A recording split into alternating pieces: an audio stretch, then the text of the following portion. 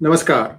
Welcome to P Guru's Prime Time. I'm your host Sri Iyer, and today back with us is Major General GD Bakshi.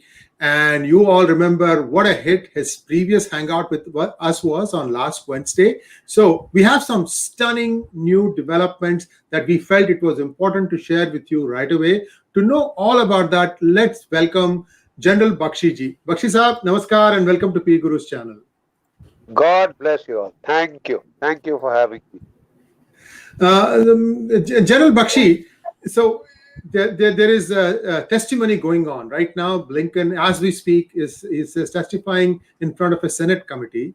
And one of the things that has come out is that Blinken has said that the United States is going to review the past 20 years what Pakistan has been up to. So let us set that thing aside. Now, there are some other amazing, stunning developments where it almost looks as if Taliban, and in brackets Pakistan, is threatening the US. So, to know more about this, I yield the floor to you, sir. Take it away. Share with us what you know so far. Sir, threatening the US, nahi, they are twisting your tail. Hmm. I mean, we are utterly amazed. Is this what the United States has been brought down to? For God's sake, for the love of Mike, the greatest superpower on this earth, with the best equipped armed forces, with a cutting edge technology, and with a combat hardened army. China is also getting technology, but that army hasn't fought in the last 42 years. Right. And the last time they fought against Vietnam, it was a blinking disaster. So they don't scare us much on the battlefield. Where they worry us is through COVID-19, through about almost 2,000 viruses that they have collected in the Wuhan Institute of Virology and elsewhere. But that is the way they will fight. It's pretty cowardly, but that's it. And they've already fought, and amazingly, they brought half the world down. 200 people plus 200 million people infected, 4.2 billion people dead. Global economy devastated. And you are still reeling from it, but you don't want to do a thing against them. I mean, that's separate. I mean, that's still, it is China. So if you are having second thought about doing anything against them, chalo, you may be forgiven. We may forgive you.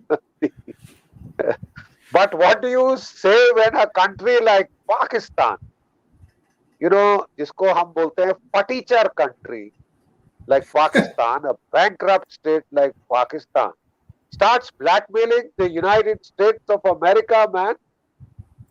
They more or less read the Riot Act and said, you better give money to Afghanistan or else you are not getting your people back. I mean, somebody can say this to the United States and get away with it. Get away with it, man. That is amazing. And you forget Pakistan is supposed to be, we had told time and again, is a nuclear power state and we should worry about it and it should frighten the daylights out of us. It doesn't frighten us. We will kick it, nuclear weapons or non-nuclear weapons. And when we do it, we'll do it so hard that these guys will, we have a lot to settle scores for. So let's leave it at that. But there is now the Taliban telling the United States, these Afghan pilots, Afghan Air Force pilots had flown 7 Black Hawk and, some ground attack turboprop aircraft, to Uzbekistan. You better get them back. I say, what exactly is going? Is this Alice in Wonderland? Are we dreaming or what? Or what? I mean, is it the United States job that, they left those aircraft and all those goodies worth $85 billion behind? I mean, that itself is, I don't know what to call it except an utter military disgrace and debacle. You can always make a big thing about the miracle of Dunkirk, but it was a debacle of the highest order. You want to give yourself hagiographies and you want to applaud yourself for running away on the theory that he who fights and runs away may live to fight another day.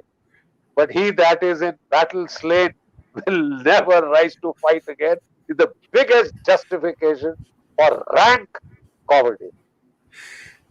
Nobody expects that from the United States. That fellow China is cracking the whip. We don't know. Pakistan is twisting your tail. We know. And not now. 30 साल से कर रहे हैं साहब. अब पछताए क्या होए जब चिड़िया चुग गई खेत is a native proverb which says what is the point of wringing your hands? The birds have already eaten the seeds in your garden and gone. You're bolting the stable after the horse has fled. So a country like Pakistan threatens you. You put the money there or else, and you start giving it as humanitarian assistance, dollars, to a sinking state. Afghanistan is going down the tube. It is in a shambles. And we know that Pakistan, like last time in 1996, will send military and civilian officers to run this government, run the banks, run the hospitals perhaps, run the schools, district administration, police, etc., etc. They've already read out the Roy Act that Afghanistan will use Pakistani currency. So it becomes the 6th province of Pakistan. They were telling Taliban Khan, that is Imran Khan, was telling the world, thank God Afghanistan has been freed from American occupation and tyranny. Give us a break. They gave them something to look up to. They gave them a decent life. At least portions of the urban Afghans could enter the 21st century. 70% of Afghans today have mobile phones. All right? That is empowering. And if you think that the Taliban, let me give you a little bit of a background. 1971, we were in our final stages of training in the Indian Military Academy, my batch that is. And then, of course, in March 1971, there was that huge trouble in East Pakistan, now Bangladesh. And then they sent, they are very great fun for these grand Genghis Khan gestures, the Pakistan. They sent a guy called Lieutenant General Tikka Khan to sort the, as they said, quote unquote, Haramzada Bengalis out. And you know what Tikka Khan did? He earned the sobriquet of the butcher of Bangladesh, and subsequently he repeated the exercise in Balochistan. Right. The Pakistani army killed 3 million Bengalis. They raped 1 million women. Sir, they raped 1 million women and they pushed out 10 million refugees into India, which was at that time we were short of food. You know about PL 480? You guys used to send us food. It's another matter that today we are the highest, grain producers in the world, highest milk producers in the world, India. But that time we were in a sorry state. And it would have destroyed our economy if we just had to feed those refugees. And then, of course, when the crackdown took place, for a few months it looked like they had finished the Bangladesh Uprising. And then we all know what happened in December 1971, right? In December 1971, Pakistan was broken into two. The Indian Armed Forces marched 550 kilometers on a national capital, that was the Dhaka, capital of East Pakistan, liberated the capital, enforced regime change, and 93,000 prisoners of war. Other figures state 97,000. If you add that other cartoon networks of the Ansars and all. 97,000 prisoners of war, which was the largest surrender after the Second World War. But the Pakistanis, the more things change, the more they remain the same. The Pakistanis are still great believers for these grand gestures. Anybody, any population that revolts, terrorize them into submission, rape their women, throttle their children, shove people into the boots of boxes, beat up the women after raping them and before and after both. You see, those screams, those screams go to heaven. Those screams rise to heaven. And there's something called a just war. When you help people in distress, you do what is the God's bidding. We broke that blasted country into two. We broke that country into two. 93,000 prisoners in the back, the largest surrender after the Second World War. That is what they got for that crack. Like I said, the more things change, the more they remain the same. We had Lieutenant General, Faiz Hamid, Director General ISI. He last to last week, he went and camped in Kabul in the Serena Hotel. I believe it's a wonderful 5-star facility constructed during the American period, and boasts of very good whiskey. So in the land of the Sharia, this man is very fond of his whiskey and some other W's too, but of that later. But he went there, and his remit was two. His boss, General Bajwa, Army Chief Pakistan, was very angry that the coordination with Taliban was in a bloody shambles. And then what he was more angry about was where is the government in Kabul? It was this guy's job to get a government in Kabul. He's the DG ISI. So he went there, he was very worried, and he went without telling his boss. And then he was caught by some good-looking camera girls. they were foreign, of course. And he smiled like an idiot on cameras, which further incensed his boss. And he said some inane statements to the global press, etc., etc. But then he got on to his job. His job was, he had the Prime Minister designate of Afghanistan, Mullah Baradar, co-founder of the Taliban, right?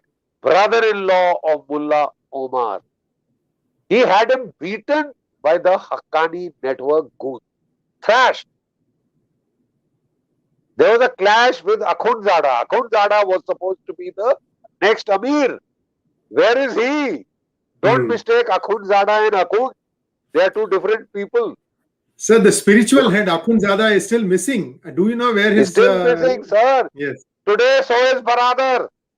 So is Tanekzai. They are missing, sir. Because, sir, the ISI went and kicked butt in Kabul. They just showed them who's the boss. They told the Taliban, stop being, so namby-pamby. Who the hell told you to be namby-pamby? They were on their best behavior, They were buying all that crap that the world will recognize us. Right. If we are good enough for a few days, then we can beat the women to our heart's content and we'll make up for all the time lost, etc., etc. There is a way that the screams of the innocent, they rise to heaven, you understand? Like prayers do. And then there is the Lord's retribution. So now, of course, he went back like a conqueror. They felt they had sorted out the Panjshir Valley. They had sorted out the government. 33 ministers, 17 registered terrorists. Sirajuddin Haqqani and the younger brother, one has got a 10 million bounty by the FBI, the other has got a 5 million bounty. And tomorrow, you'll be hosting them in the White House, if things go the way they are. 10 and 5, $15 billion worth of bounty. They were made in charge because they were the foot soldiers of the ISI. This ISIS Khorasan, who killed 13 Marines, martyred 13 Marines, wounded another 18. Is an offshoot of the Haqqani group. It will be created by the ISI. And since you were not getting out in time, as the Pakistanis had demanded, that you get the hell out of there by 31st August. And apparently, President Biden was having second thought and he wanted a little more time. So they read the Riot Act out to you, and just in case you would understand and not say anything, they blew up the Kabul airport gate. With that suicide bomber, 180 Afghans killed. Now, who the hell cares for the poor Afghans? They are short change, you know, they are short change. But they killed 13 Marines and 18 wounded. And you said, we will abide by our solemn promise and assurance to the heavenly Taliban, God's gift to mankind, your gift to mankind, sir, and Pakistan fathered it. Okay? And now the Taliban has the gumption to tell the United States of America, the greatest superpower on earth, look, those planes belong to us. You left them for us. You go get them from Uzbekistan. Will you oblige, sir? I thought there was something called honor. Yes, please. Yeah, so I have a couple of quick observations, General Bakshi, so far. Yeah. So many Americans are wondering, the math is not adding up. For example, America knows that they have left behind 88 billion, give or take a billion. And the inventory of what was there, all the rifles and aircraft and all that, it is only coming to 23 billion. Where is the remaining 65 billion money? So, sir, please go ahead, sir. If you have a guess. Please don't mind me saying the truth. I mean, with no, not at all. We have to say we must be candid. You've been accusing the government in Kabul of Ghani of corruption, sir. Sir, let him who has not sinned cast the first stone. Yes. If I know my Bible right. Let him who has not sinned cast the first stone. I mean, our civilian contractors, you mean to say you gave the weapons as aid? You made the government of Taliban, the previous regime, pay. So they've already been paid for. That's why we thought you were being so generous about them, about leaving them behind, etc., etc. But there has been a whole lot of money made by a whole lot of people, and I should be forgiven for saying that a lot of people in the United States also have had their finger in the till. I mean, that's basic honest fact. How did some companies, their Lockheed Martin and the others, how have their shares soared? How many times? You know it better than I do. But anyway, that's an aside. We will let that pass, because it is not how much they cost. It is how much they will cost India and Tajikistan and Uzbekistan and Iran and Turkmenistan and Kazakhstan. That is the worry for us. Yes. How much will it cost us? We just got news that lots of these vehicles are now being driven into Pakistan.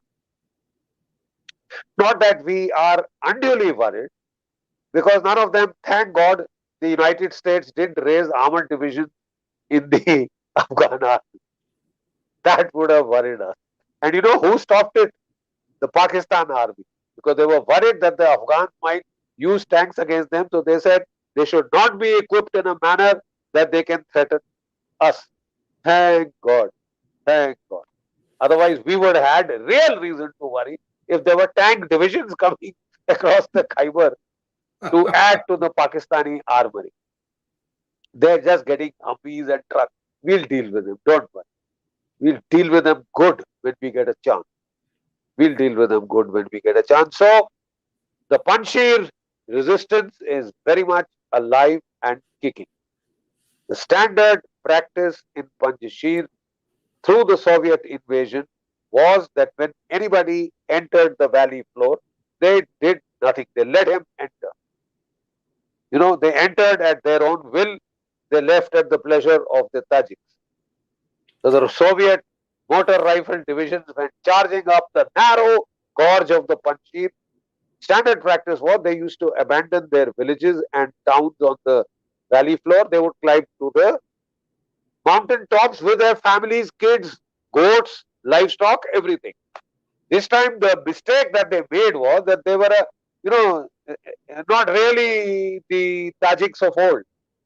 So they continued to stay in the cities because they had mined the entrance, and they thought the Taliban cartoons wouldn't be able to get through. They would take them on the valley floor itself, right?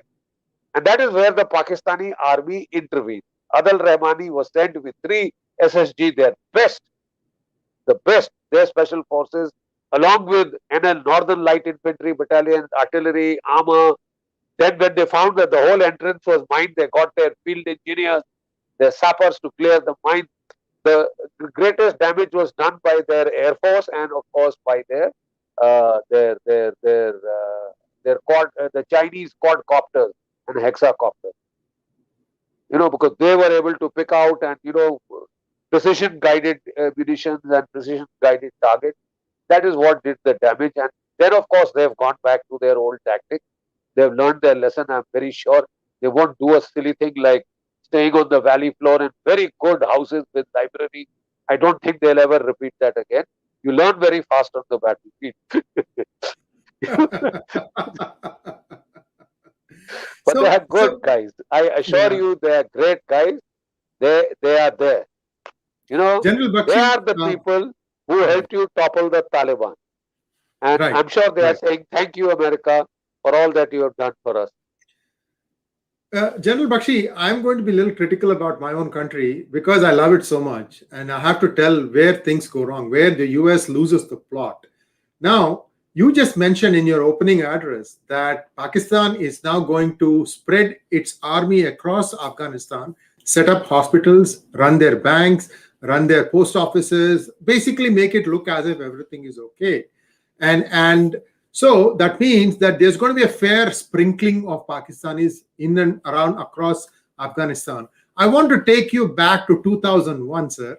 After 9/11, US knows that it was Taliban which gave sanctuary to bin Laden because they asked, give him up, and they wouldn't. And then the US attacked. When the US attacked, then they were close on the heels of bin Laden, and they drove him towards Tora Bora, right? Around that time, they had a complete chokehold on all the Pakistanis who were there still because they didn't get time to run out of there, right? So this is called as the Kunduz Airlift. I don't know if you remember that.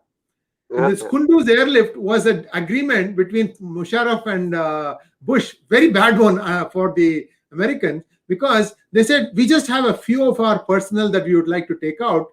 They took out hundreds and hundreds. 11,000 to be specific. Buddy, 11,000 to be specific were airlifted out of Mazar-e-Sharif and out of other cities. A whole air bridge was erected to get the Pakistani soldiers who were driving the Talibani tanks, manning the artillery, manning their helicopters and other sundry aircraft for close air support. It was the Pakistani army that gave them the edge in the fighting over the other warlords, because they could thrash the hell out of the Taliban. They couldn't stand up to a regular army equipped with tanks and artillery and everything else. And 11,000 Pakistanis were airlifted out when Musharraf, when Bush threatened to back Afghanistan back to the Stone Age. Not very aware that it was already there, but that is the time Musharraf begged. Please let me get some of my boys out who are there, etc., etc. So they said, okay, nod and wink, we'll give you the time. And in the meantime, you try and get a moderate Taliban regime there. Okay. So he said, give me time, I'll get you the moderate Taliban regime who will possibly deliver to you in a pink envelope Osama bin Laden and all that. But that is the time he used to get his troops the hell out of harm's way. And then, of course, the US Special Forces and the Northern Alliance troops of the Tajiks, Uzbeks, Hazaras. They just, the Special Forces had their tamer sights, laser, designators.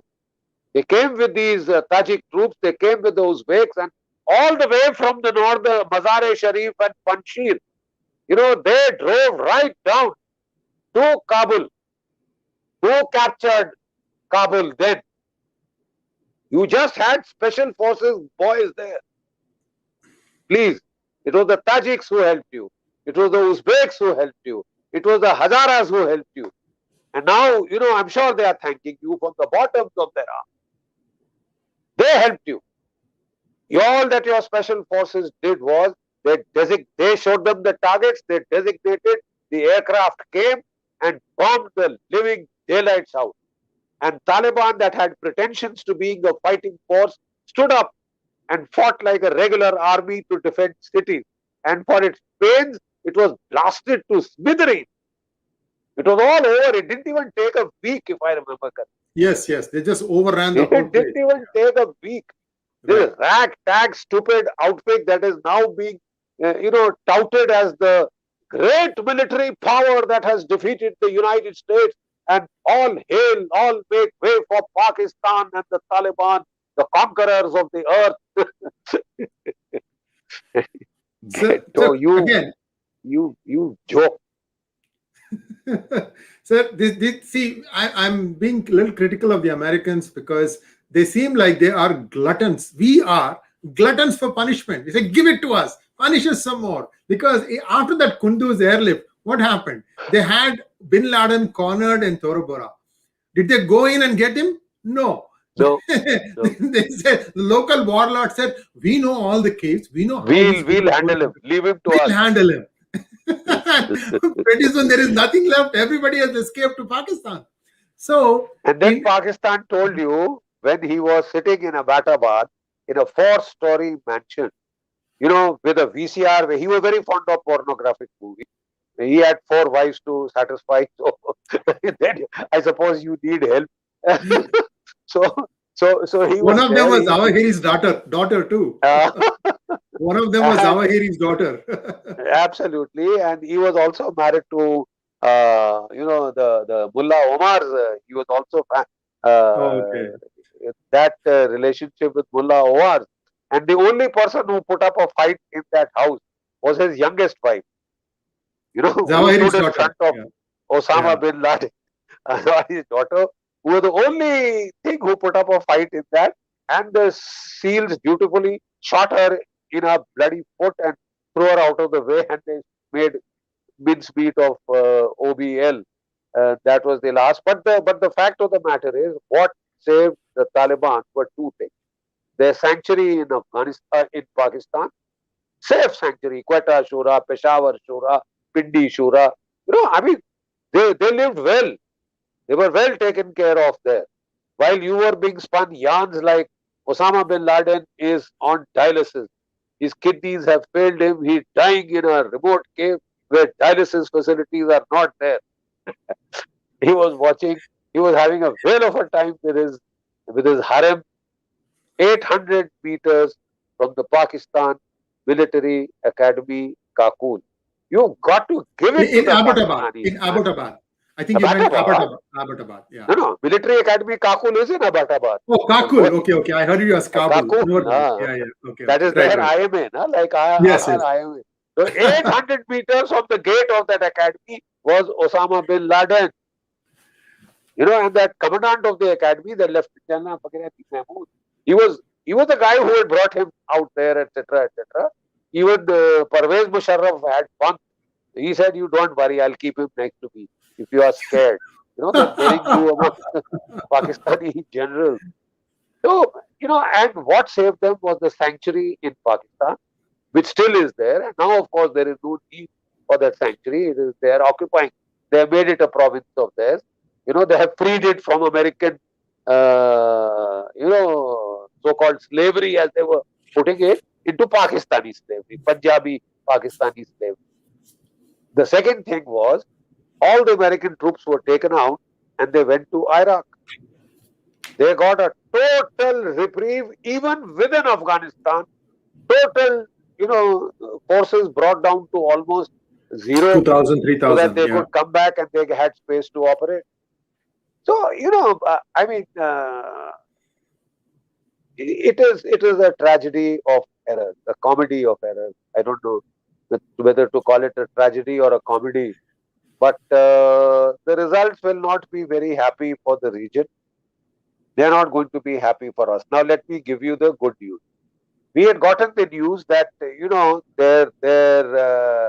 is a training camp set up by the Pakistan Army 17th Division next to Khari, you know, and the camp is called PUBI. It is their National Counter Terrorism Training Center, and about 530 Lashkar-e-Toiba, Jaish-e-Mohammed cartoons who had been fighting in Afghanistan, and now that they are free and well trained, and they feel they are combat hardened, they were being trained in this PUBI camp, and just yesterday their training session started with an oath-taking ceremony that Ghazwa-e-Hind, Ghazwa-e-Hind, the conquest of India, they shall spearhead, you know, and that training has started. By the way, there are Turkish and Chinese instructors also there. The Chinese are very keen to get back at India because when we had some hand-to-hand fighting in Galwan, you know,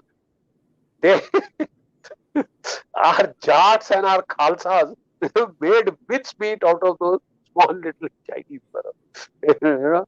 They with their bare hands they murdered them, snapped their necks. They're pretty good at that. So the Chinese are pretty upset. They want to make up. So the Chinese, Turkey is another one who's dreaming of a caliphate. Who's dreaming of a caliphate. They wanted to take over the Kabul airport. Somehow the Taliban has not allowed because the Turks are very keen to now, help the East Turkestan movement.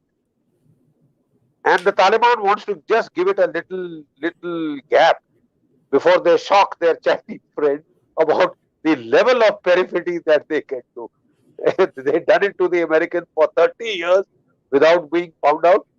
And now they're going to do the same to the Chinese. They will willingly. Just give them a little time. They're capable. The Pakistanis and the Talibanis are capable of even that. But they won't do it right away. They won't do it right away because they need the money. They need the money. And China and Pakistan are appealing to everybody to please open your heart. Please give charity. Give for God. Give for charity to the beautiful people of the Taliban. Very cute murderers, child rapists, sodomizers, cute people. Cute people, these Taliban guys. Bachabazi and all that. Heard of that? No. Yes. Okay. Yeah. All too well. All too well. All too well. Look up Bachabazi. We are not going to explain it here. I don't want this We'll not video explain, taken of down. course. We will not certainly not escape.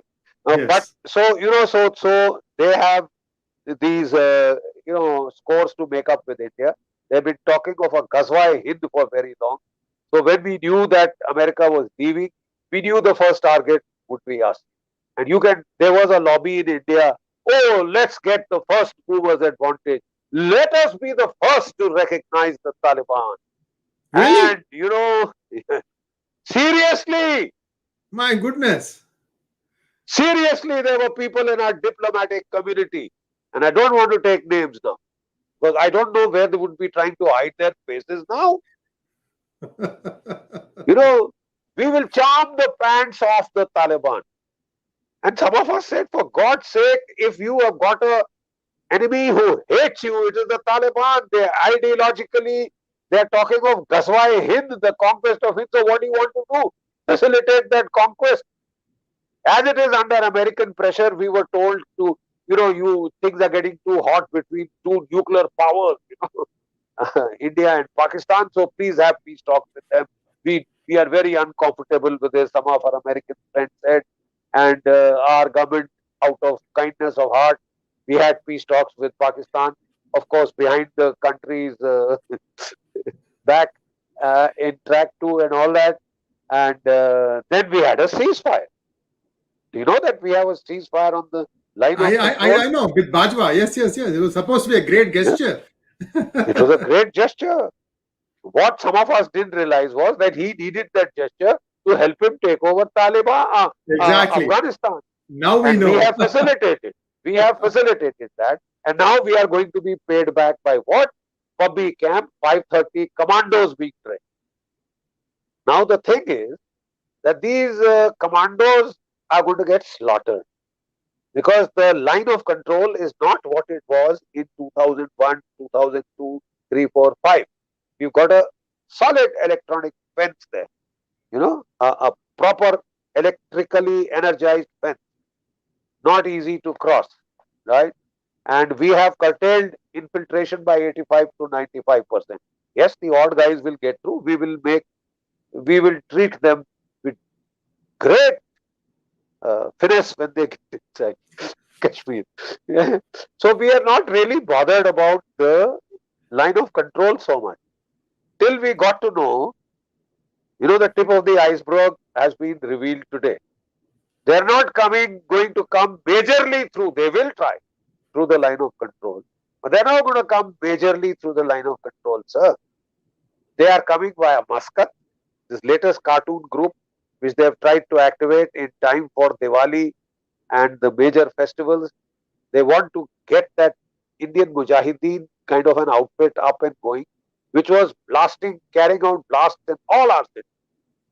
Now, we have told Pakistan, you do these kind of a thing that we are going to come into your own territory. How Pakistan is so emboldened? How Pakistan is so emboldened that they are willing to risk a conflict with us? Because they feel the Chinese have told them, I'm here, boy, here in Ladakh.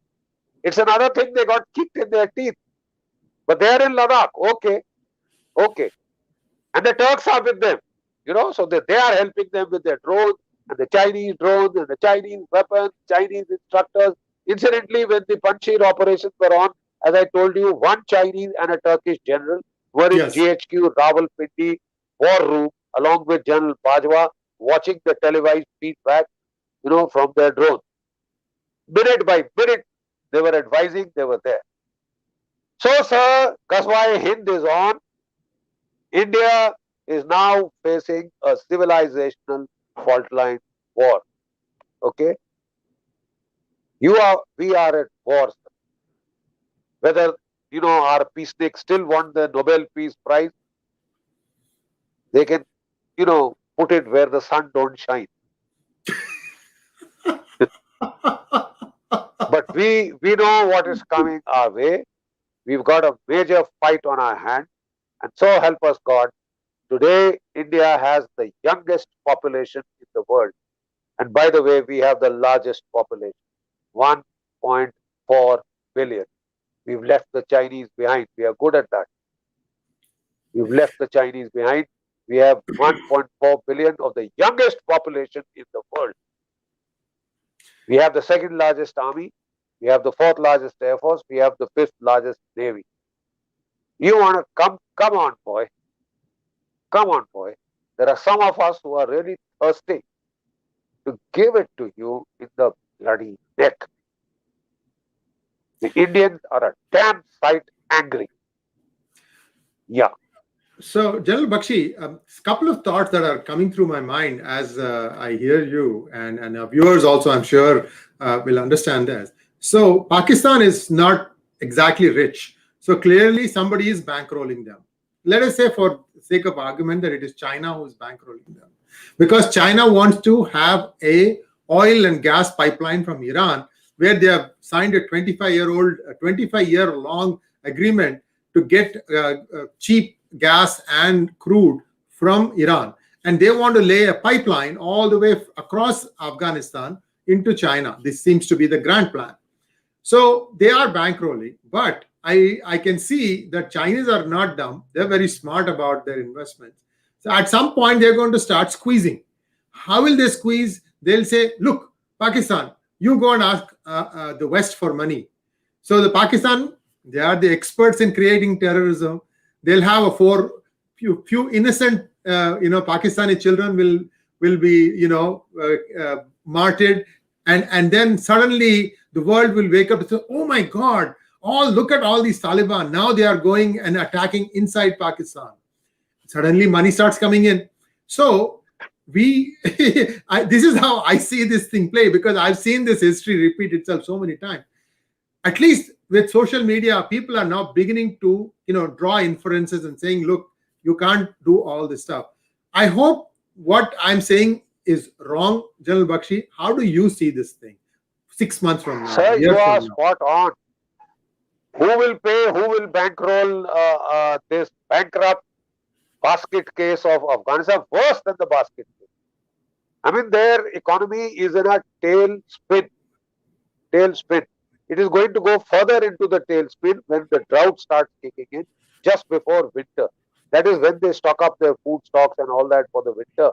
You know, this is going to be a humanitarian disaster of the worst kind. So the Chinese had said we will give $31 billion. Then they very smartly said, because when they got to know that the Turks are also wanting to build roads through Afghanistan. The Turks also, and by the way, the Turks are offering that as a this thing to the United States. We'll partner with you in creating a rival Belt and Road initiative. We will get roads out to Central Asia and to Europe from Afghanistan. There is $2 trillion worth of mineral. There is lithium, there is copper, there is gold, there is tungsten, there is uranium, there's a bit of iron. So all that is there. So the Chinese want to take it out, and so do the Turks want to take it out with the help of the American funding. People are not totally crazy. I must grant it to them. They all know where to make a profit. They all know where to make a profit. It's only that, I don't know. I think simple people in the end prosper better. You can't be too clever by half. You can't be too clever by half because, so the Chinese are also worried. They also don't trust the Pakis one bit. They know these guys can sell their mothers. Okay. So I'm not very sure if the Chinese are going to be so trusting. They are making the right noises, but they are getting double-minded because the world doesn't seem to be playing ball. The world hasn't, lined up to hug the Taliban and claim them as the greatest fighters since Genghis Khan. All hail Taliban, my foot. Okay. So the fact of the matter is they're also concerned because the Chinese they are very shrewd investors.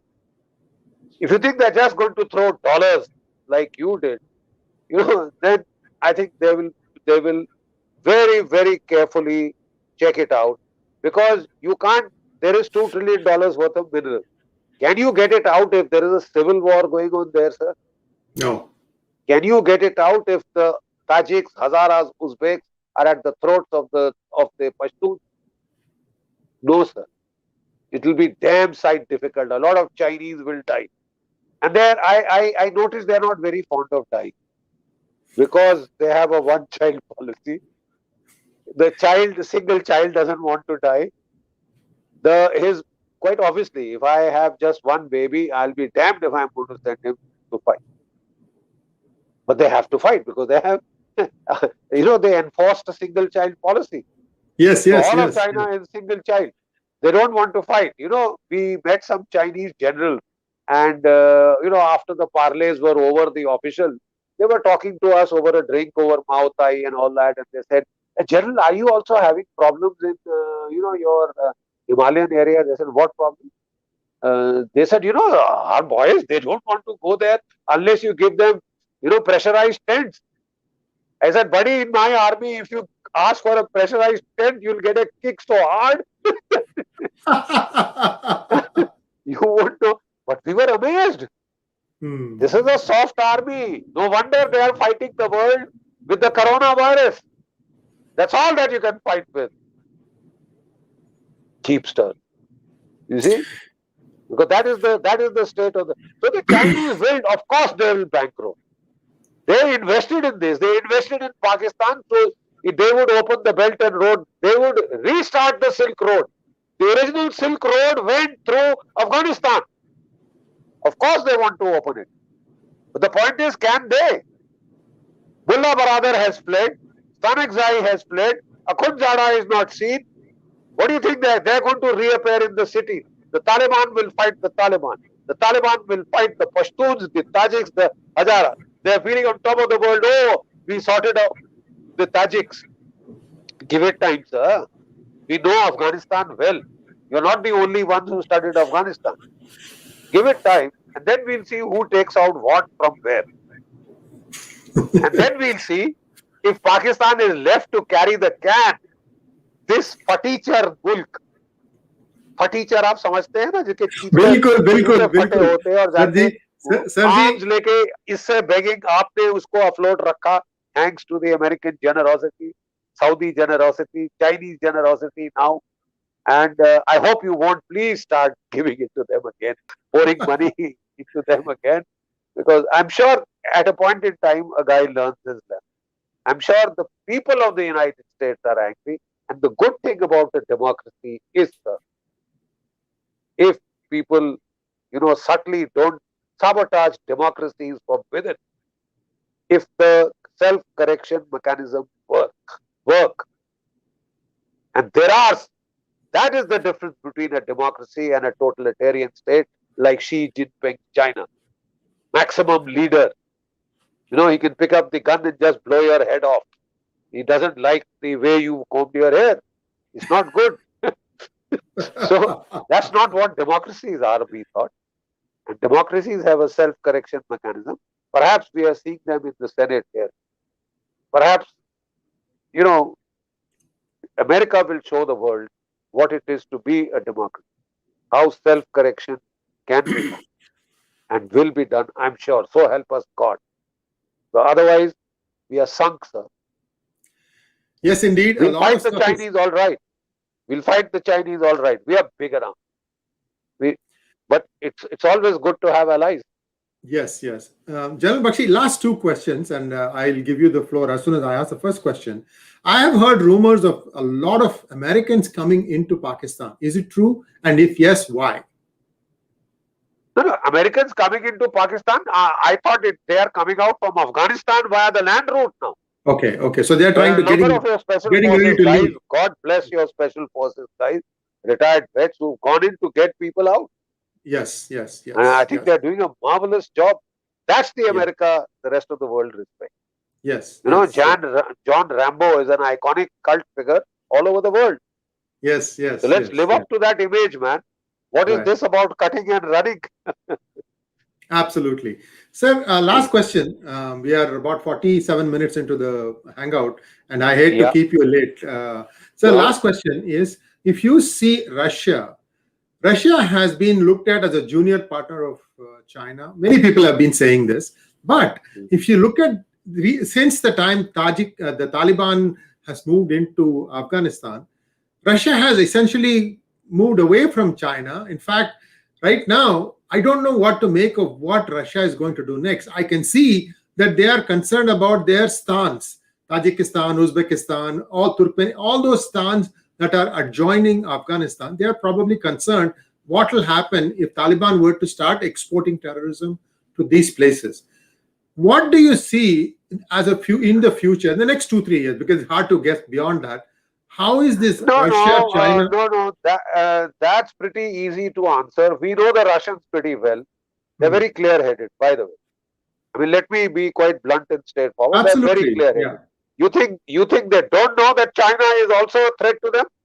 In the 6 wars that China will fight, there's a book. They have made out a timeline. We will sort out, India by, I think, 35 or 45, Taiwan by 25, Japan by so-and-so time, and the last one is Russia, by the way. So they are not children. The Russians and Chinese have fought wars. I hope you know that. In the Soviet Union, they 1969 shooting war. This was the first shooting war between two nuclear-armed neighbors. And people said, oh, that just can't happen. It can happen. It has happened. Amur Asuri clashes, violent clashes. And the Russians sorted the Chinese out. They're pretty ruthless. They sorted the Chinese out. And China thereafter then went and, had the opening with Richard Nixon and Kissinger. Now, Henry Kissinger said, it should be settled maxim of American foreign policy, never to take on more than one major Asian power at a time. Now we have a strange paradox in which the Americans are trying to give an impression that we can't fight the Taliban. We have cut and we have run because we can't handle it. It's too much for us. But we are prepared to fight the Russians and the Chinese together. You have driven Russia into the arms of the Chinese. The Chinese did not have cutting-edge military technology. You forced the Russians to give it to them. You made the two of them gang up because you have left no option for the Russians. They would be very happy rather than aligning with the Han Chinese. They would be very happy aligning at least with the Goras. They are Goras too. But Absolutely. you haven't given them. Yes. You haven't given them that lever. You push them into the arms of China. They have no option but to sell their high-tech weaponry to the Chinese. And they, of course, they sell it to us. We pay hard cash. And that's all the Chinese Indian sales are keeping the Russian economy going. Otherwise, you know what had happened to the Soviet economy in 1990? Overstretch, imperial overstretch, Paul Kennedy, etc., etc. But that's fine. But now I don't understand the strategy, grand strategy, that we will take the Russians and the Chinese on together and possibly add Iran to it and this thing. And I don't know who else you want to add to that list you want to fight all by yourself. And then that's good. That's martial. That's confident. But I'm afraid the spectacle that Biden Saab has created in Afghanistan is not going to be very reassuring for the rest of the world to watch. And if people tell you that the American movement is over, maybe they're right. Well, viewers, what you're hearing the good general talk about is not just war, but he has a complete 360-degree view of how geopolitics works, how alliances happen, whose need is what, whose want is what. And I have no doubt in my mind that we are going to have several such enlightening discussions with the good general. For example, today you came to know that Pakistani currency is going to be enforced in Afghanistan. You're going to know that the army is going to spread itself out and start administering Afghanistan. Practically, that is the sixth province. The fifth one being the POK. I think they've already called it as their own province, even though it's not, it's disputed territory. So these are clear and present dangers. And as far as India is concerned, it needs to make sure that it saves its borders. General hinted at something. I want you to go back and listen to it. We'll not talk more about it because it's a developing situation. But please understand that threat to India is not just across from Pakistan. It can happen over the sea also. Remember, 2611 was on the sea. Thank you, sir. Go ahead. You know, what I was saying was that for quite some time, we have been focused towards that. The Pakistanis are deliberately sending some information that they are coming through the line of control. I mean, people should not insult our intelligence, you know. We know what the line of control is. I spent my lifetime there. We can kick butt there. But that's a war zone. We'll be so happy if you come. So they are going to come, you know, the latest group, what has been, the Delhi police has done a beautiful job. Today, they cracked a group, which was about 6 of them have been caught. They had gone to Muscat. From there, you know, they had been taken to Pakistan, trained in explosives, IEDs, weapons, etc. And now they are being sent back via the same Muscat route. They had come back. They were in Maharashtra, Delhi, UP, and the aim was to start the series of blasts again.